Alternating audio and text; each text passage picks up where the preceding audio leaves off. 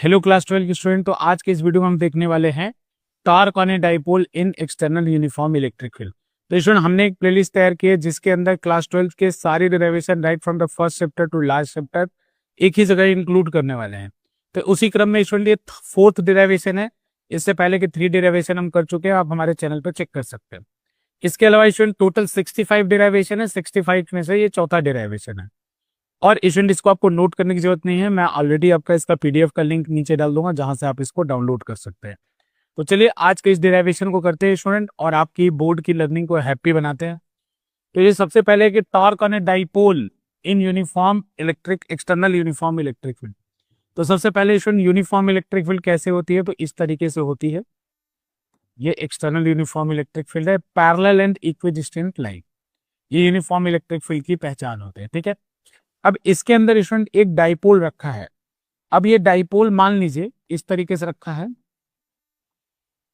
ये इसका माइनस वाला हिस्सा है और ये इसका प्लस वाला हिस्सा है। ये प्लस क्यों है, ये माइनस क्यों है। ये जो है इस समय एंगल बना रहा है इलेक्ट्रिक फील्ड से थीटा। ये इलेक्ट्रिक फील्ड है, इससे एंगल बना रहा है थीटा, ठीक है। तो सबसे पहले हमें क्या करना है स्टूडेंट, ये देखना है कि फोर्स कैसे लग रहा है। अच्छा, डाइपोल का डायरेक्शन, ये थीटा किसके बीच में एंगल है, डाइपोल के बीच में और इलेक्ट्रिक फील्ड के बीच में। अब बोलोगे सर ये तो आपने कैसे डाइपोल, तो बेटा आपको पता है डाइपोल जाता है -2 प्लस, तो डाइपोल ऐसे जा रहा है, -2 प्लस ऐसे जा रहा है, ये बीच के बीच का एंगल थीटा है। अब इसके ऊपर फोर्स देखो कि कौन कौन से फोर्स लग रहे हैं। तो बेटा आपको पता होगा कि एक फोर्स होता है F equal to Q E. F equal to Q E हम निकालते हैं। अगर पॉजिटिव चार्ज होता है तो इलेक्ट्रिक फील्ड के डायरेक्शन में फोर्स लगता है, और अगर नेगेटिव चार्ज होता है तो इलेक्ट्रिक फील्ड के अपोजिट डायरेक्शन में फोर्स लगता है। मैग्नीट्यूड वही होता है QE, लेकिन चार्ज फोर्स का डायरेक्शन बदल जाता है।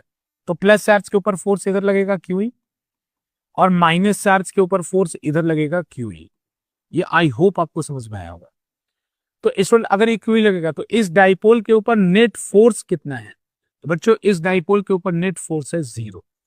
अब ये कैसे पता आपको, जैसे आपका एक हाथ है, आपका एक दोस्त इधर खींचे और आपका सेम फोर्स है इधर खींचे, तो आपके ऊपर नेट फोर्स कितना लगा, 0।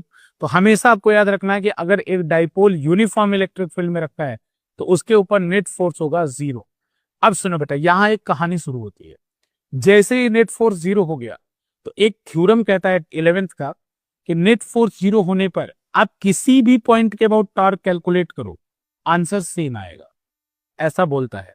तो पहले टॉर्क का फॉर्मूला क्या होता है बेटा, टॉर्क होता है रोटेटिंग इफेक्ट ऑफ फोर्स। इसका फॉर्मूला होता है R परपेंडिकुलर इंटू एफ, है ना। आर मैग्नीट्यूड की बात कर रहा हूँ तो वेक्टर हटा दे रहा हूँ।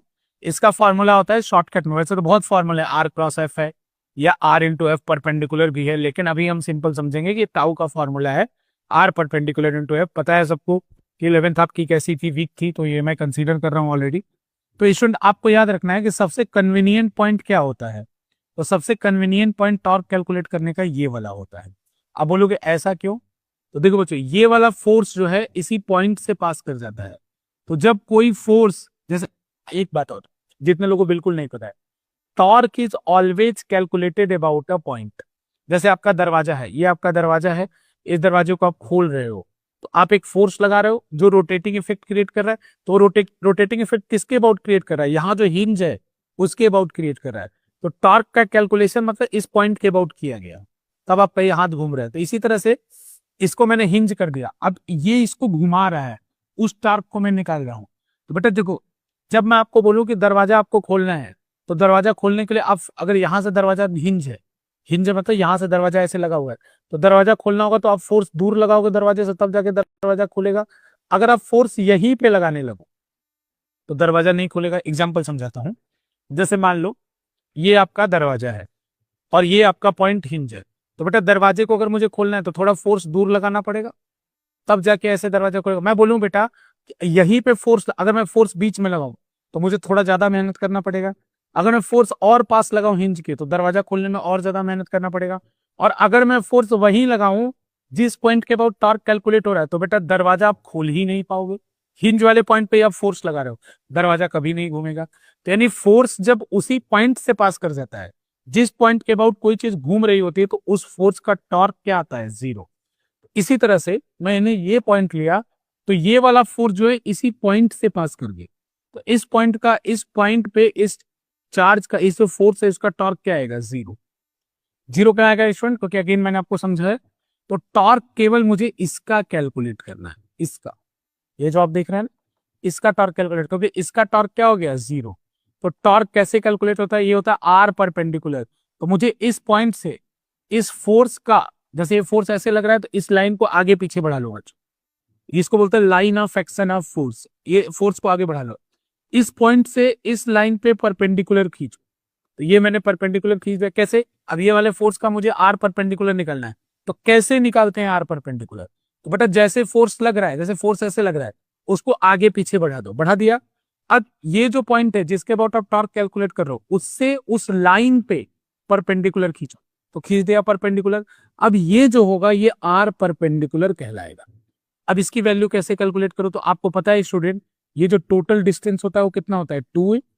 और ये जो एंगल अभी आपने देखा, अगर ये थीटा है तो ये वाला एंगल भी थीटा होगा, मतलब ये टोटल एंगल भी थीटा होगा। तो इस 2a का दो कंपोनेंट आएगा, जैसे ये 2a हो गया, ये एंगल थीटा हो गया, तो इस 2a का दो कंपोनेंट आएगा, इधर आएगा 2a cos थीटा और इधर आएगा 2a sin थीटा। तो बताओ मेरा आर परपेंडिकुलर क्या है? 2a cos थीटा है कि 2a sin थीटा है? 2a sin थीटा है।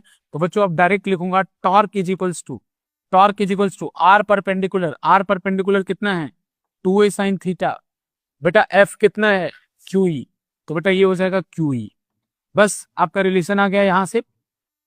तो स्टूडेंट यहां से relation Q into two A into E into sine theta, ऐसे लिखोगे। तो स्टूडेंट आपको पता है कि Q इंटू टू ए जो होता है वो P का मैग्नीट्यूड होता है, डाइपोल होता है Q इंटू टू ए। तो बेटा टाउ इक्वल टू कितना आ गया? P sine theta. अब इसी को जब डायरेक्शन को वेरीफाई करोगे, तो बाई वेरीफाइंग द डायरेक्शन, हम डायरेक्शन को वेरीफाई करते हैं बाई वेरीफाइंग द डायरेक्शन। तो ये क्रॉस प्रोडक्ट में, तो बच्चों क्रॉस प्रोडक्ट में ये E क्रॉस P भी हो सकता है और P क्रॉस E भी। तो वाई वेरीफाइंग डायरेक्शन, इसको मैं डायरेक्ट लिख सकता हूँ tau equal to P cross E, P cross E। तो आप स्टार्ट कर सकते हैं यहां से कि टाउ किसके इक्वल होता है, एक लाइन ऊपर लिख के आर परपेंडिकुलर इनटू एफ।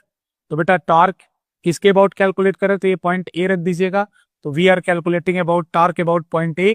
तो बेटा ए पॉइंट के अबाउट जो टॉर्क आया वही हमारा नेट टॉर्क है, वो कितना आ गया? P cross E। और ये किसी भी पॉइंट के अबाउट टॉर्क कैलकुलेट करते तो आपका सेम आता है स्टूडेंट। क्यों? क्योंकि एक थ्योरम होता है कि अगर नेट फोर्स जीरो हो तो आप किसी भी पॉइंट के अबाउट टॉर्क कैलकुलेट करेंगे, वो टॉर्क सेम आएगा।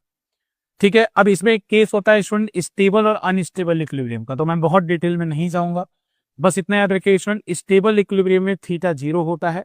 स्टेबल इक्विलिब्रियम में डाइपोल, इक्विलिब्रियम किसमें कहते हैं, इक्विलिब्रियम किसको कहते हैं? तो जब नेट टॉर्क और नेट फोर्स दोनों जीरो हो। तो बेटा नेट फोर्स तो हमेशा जीरो है, टॉर्क जीरो कब होगा? जब बच्चों साइन थीटा की वैल्यू जीरो हो या 180 हो, क्योंकि जीरो पे भी साइन जीरो होता है और 180 में भी जीरो होता है। तो इतना जो लोग दिमाग में लगाना चाहते, इतना याद रखो कि थीटा पे जो जीरो हो तो उस समय स्टेबल इक्विलिब्रियम होता है, और थीटा जब 180 डिग्री हो उस समय अनस्टेबल इक्विलिब्रियम होता है। तो यही बोलता है कि derive the formula and also right the condition for stable and unstable equilibrium. तो बेटा स्टेबल इक्विलिब्रियम में लिख देना कि angle between the dipole and electric field should be zero, और अनस्टेबल में लिख देना angle between the dipole and electric field should be 180। बस इतना कर लो स्टूडेंट।